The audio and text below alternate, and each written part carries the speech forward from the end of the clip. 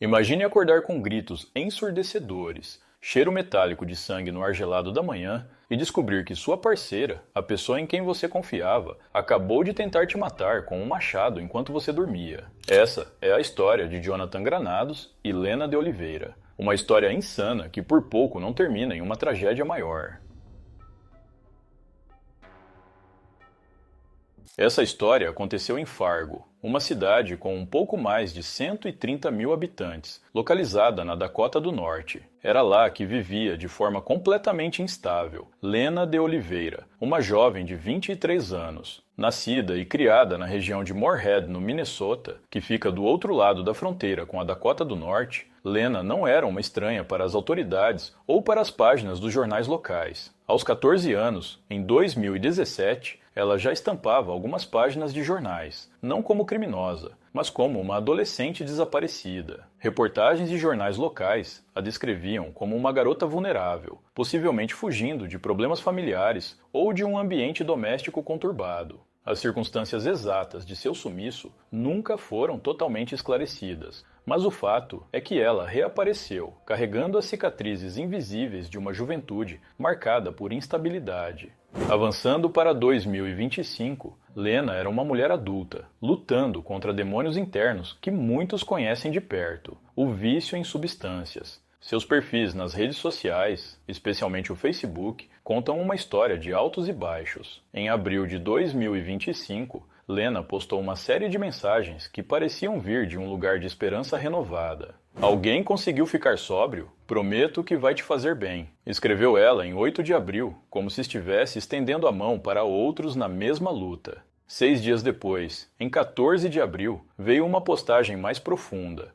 Um desabafo longo sobre assumir responsabilidade pela própria vida. "Eu tomei decisões ruins por toda a minha vida", admitiu ela, "mas buscar ajuda foi uma das melhores decisões que já tomei, pelos meus filhos e por mim." Sim, Lena mencionava filhos. Embora as fontes não detalhem quantos ou suas idades, isso adiciona mais uma camada ao caso, sugerindo que ela era uma mãe tentando se reerguer. Ela falava abertamente sobre sua batalha contra o abuso de substâncias, especificamente metanfetamina e fentanil, drogas que devastam comunidades como a de Fargo. "Estou enfrentando isso de frente e abraçando a sobriedade", declarava ela, com uma determinação que ecoava em cada palavra. O ápice dessa jornada veio em 30 de abril. Lena celebrou orgulhosamente 30 dias de sobriedade. Para quem conhece o mundo da recuperação, sabe que isso não é pouca coisa. É uma vitória suada, conquistada em reuniões de narcóticos anônimos, terapias intensas e noites de insônia lutando contra a desintoxicação.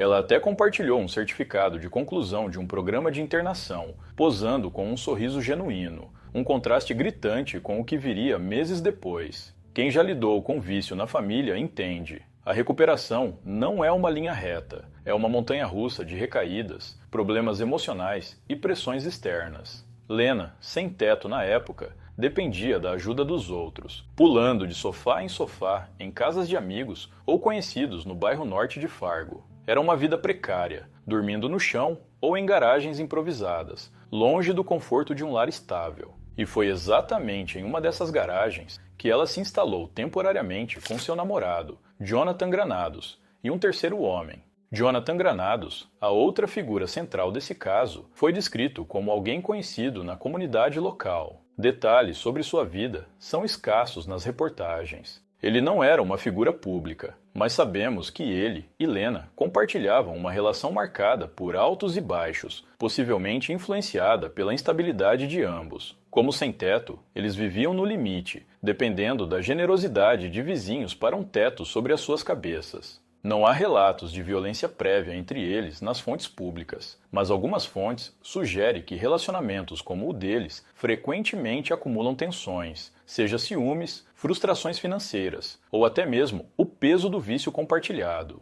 O Dr. Daniel Bober, um psiquiatra forense que acompanhou o caso, enfatizou que o melhor preditor de comportamento futuro é o comportamento passado. Para Lena, o passado incluía não só o desaparecimento aos 14 anos, mas uma história de decisões ruins, como ela mesma admitia. Entre abril e setembro de 2025, algo mudou. O que era uma trajetória de melhora pareceu desabar. as redes sociais de Lena param de postar sobre sobriedade após maio, deixando um silêncio que só seria quebrado pelo som de um machado cortando o ar naquela manhã de setembro. Expandindo um pouco mais sobre o contexto social de Fargo, é importante notar como a cidade lida com questões como sem-teto e vício. De acordo com relatórios locais, a região do Red River Valley enfrenta invernos brutais que pioram ainda mais a crise de moradia. Centenas de pessoas como Lena e Jonathan vivem à margem, em garagens ou abrigos improvisados. Programas de recuperação existem, como o que Lena concluiu em abril, mas o acesso é limitado e a recaída é comum. A condição de sem-teto é um grande fator de risco para recaídas. Lena, com sua postagem sobre o seu vício, personificava essa luta. Essas drogas não só destroem o corpo, mas alteram a mente. Metanfetamina causa paranoia e agressividade. Fentanil, uma euforia seguida de desespero. É nesse caldeirão que o relacionamento de Lena e Jonathan fervia. Vizinhos relataram, em entrevistas pós-ataque, que o casal parecia normal, mas tenso. Discussões baixas, olhares evasivos. Ninguém imaginava que, em poucas horas, uma garagem comum se tornaria cena de crime. No dia 5 de setembro, por volta das 5h30 da madrugada, o céu ainda estava escuro em Fargo com o ar frio do outono. Dentro de uma garagem anexa em um endereço modesto, em um bairro residencial quieto, 3 pessoas tentavam dormir. Jonathan Granados, Lena de Oliveira e um homem sem nome nas reportagens, um companheiro que dividia o espaço improvisado. A garagem não era um lar glamouroso, era um refúgio precário, com colchões no chão, cobertores puídos e o cheiro de umidade misturado à fumaça de cigarro. Jonathan, exausto de um dia de bicos ou simplesmente da vida na rua, dormia profundamente. Ele não ouviu os passos de Lena se aproximando, não viu o brilho metálico do machado em sua mão, uma ferramenta comum em uma garagem, mas que, naquela hora, se transformaria em arma letal. De acordo com o depoimento da testemunha, publicado em detalhes por algumas fontes, tudo começou com um grito que cortou o silêncio como um trovão. O homem acordou sobressaltado, seu coração disparado no peito. Era um grito de dor, de terror puro, descreveu ele aos investigadores da polícia de Fargo. Ele se sentou na cama improvisada e, através da pouca luz, viu a silhueta de Lena atrás de Jonathan, erguendo o machado acima da cabeça. O ar estava carregado de tensão, como se o tempo tivesse parado. Então, veio o golpe. Um som inconfundível, como rachar madeira, nas palavras da testemunha. Não foi um estalo limpo, mas um impacto surdo, ecoando na estrutura de metal da garagem. A testemunha, parcialmente obstruída por uma pilha de caixas ou móveis velhos, não viu o ponto exato do impacto inicial. Pensou que Lena tivesse atingido a cabeceira da cama ou o encosto, mas o som se repetiu. Pelo menos 2 golpes, rápidos e furiosos, cada um mais brutal que o anterior. Jonathan, ainda semiconsciente, gritava. Eram gritos guturais, misturados a gemidos de agonia. Líquido vermelho começou a jorrar, formando uma poça escura no colchão manchado. A testemunha se levantou em pânico e correu para o local dos barulhos. O que viu foi de partir o coração. Jonathan tinha uma abertura enorme na cabeça, uma ferida profunda que atravessava o crânio, como se o osso estivesse rachado ao meio. Seus dedos da mão direita, 2 deles, segundo relatos, estavam pendurados por fios de pele e tendão, como galhos quebrados de uma árvore. Parecia que faltavam dedos, ou estavam meio pendurados, relatou a testemunha à polícia, em um depoimento que chocou até os detetives mais experientes. O sangue se espalhava rapidamente, deixando uma trilha do colchão até a porta da garagem. Lena, segundo a testemunha, parecia fora de si, olhos vidrados e movimentos erráticos, como se estivesse em transe. Mas algo a trouxe de volta. Talvez o som de Jonathan se debatendo. Ela olhou para o sangue e para o caos que causou, e depois fugiu correndo para a escuridão da rua. Às 5h39 da manhã, o 911 recebeu a chamada desesperada de Jonathan. Ela me acertou com algo, balbuciou ele, a voz fraca pela perda de sangue. Os paramédicos chegaram minutos depois, encontrando-o em estado crítico, mas consciente o suficiente para descrever o ataque como sem aviso, do nada. A polícia de Fargo, alertada para uma agressão agravada, isolou a cena. O que encontraram foi uma cena de filme de terror. poças de sangue coagulado, o machado largado em um canto e uma trilha de líquido vermelho indo da garagem até a rua. Jonathan foi levado às pressas para o Sanford Medical Center, o principal hospital de Fargo, onde passou por uma cirurgia de emergência nos dedos. Médicos relataram que, sem intervenção rápida, ele poderia ter morrido em pouco tempo. A ferida na cabeça era profunda, expondo o crânio, e os dedos estavam quase arrancados, exigindo enxertos e reabilitação longa. Enquanto isso, a testemunha, ainda tremendo, deu seu depoimento inicial aos detetives. Eu a vi balançando o machado como se fosse pessoal, como se quisesse acabar com ele, disse a testemunha. Ele descreveu Lena como alguém que ele conhecia superficialmente, uma sem-teto frequente na vizinhança, sempre pulando de casa em casa, dormindo no sofá ou no chão. Não havia sinal de briga prévia. O ataque pareceu impulsivo, nascido de um surto repentino. As fontes especulam raiva acumulada, talvez ciúmes ou uma discussão não resolvida na noite anterior. Atacar alguém dormindo é colocar a vítima na posição mais vulnerável possível. Isso indica planejamento ou uma explosão de emoções violentas. Talvez fosse uma crise aguda, provavelmente induzida por substâncias, dado o histórico de Lena. Jonathan, um homem comum lutando contra a adversidade da rua, confiava em Lena o suficiente para dormir ao seu lado. Em segundos, isso se transformou em pesadelo. Como Lena fugiu, a polícia emitiu um alerta. Eles divulgaram um cartaz de procurada com as seguintes informações. Lena de Oliveira, de 23 anos, 1,70 m, 59 quilos. Cabelos e olhos castanhos. Não se aproximem. Liguem para o 911. Alertava as autoridades. A caçada havia começado.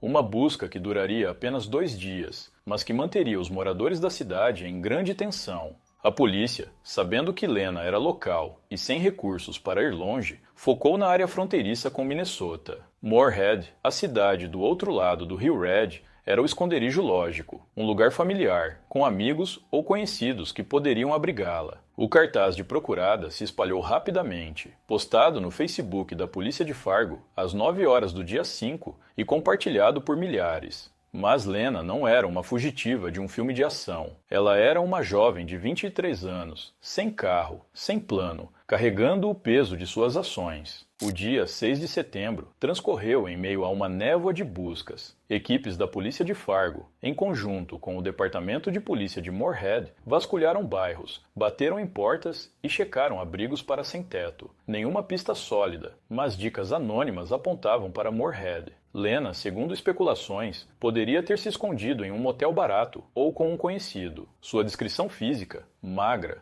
alta para uma mulher e cabelos e olhos castanhos, ajudava, mas o outono frio dificultava, já que muitos usavam casacos pesados e gorros. Então, no dia 7 de setembro, veio o fim da linha. Por volta das 2 da tarde, a polícia de Moorhead recebeu uma denúncia. Uma mulher correspondendo à descrição de Lena foi vista em um bairro residencial, possivelmente buscando abrigo novamente. Agentes se aproximaram com cautela, com armas em punho. Lena realmente estava no local indicado e não resistiu à prisão. Prisão sem incidentes, anunciou o Departamento de Polícia Fargo em um post no Facebook, aliviando a tensão da cidade. Ela foi algemada calmamente, levada para a cadeia do condado de Clay, em Minnesota, e dali extraditada para a cadeia do condado de Cass, em Fargo. Ao ser questionada sobre o ataque, Lena invocou seu direito. Quero um advogado. Silêncio total. Nenhuma confissão, nenhuma defesa imediata. Mas o que veio a seguir repercutiu em vários jornais. Na prisão, durante o fichamento padrão, Lena posou para a foto oficial. Não com o olhar vazio de derrota que esperamos de suspeitos, não com lágrimas ou raiva. Ela sorriu, um sorriso largo, dentes à mostra, olhos semicerrados em uma expressão que misturava euforia e desafio. A imagem, divulgada pela cadeia do condado de Cass, viralizou instantaneamente.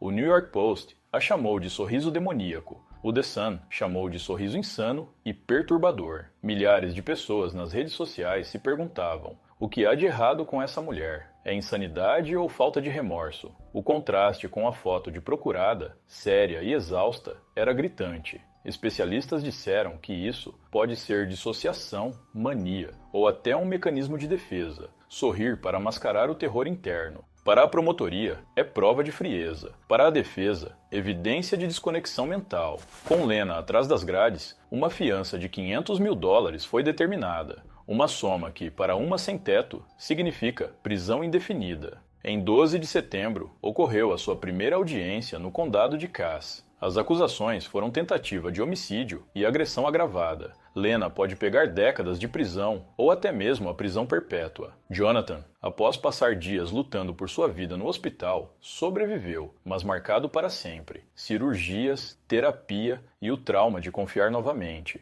Atualmente, Lena de Oliveira está presa na cadeia do condado de Cass, onde aguarda o seu julgamento.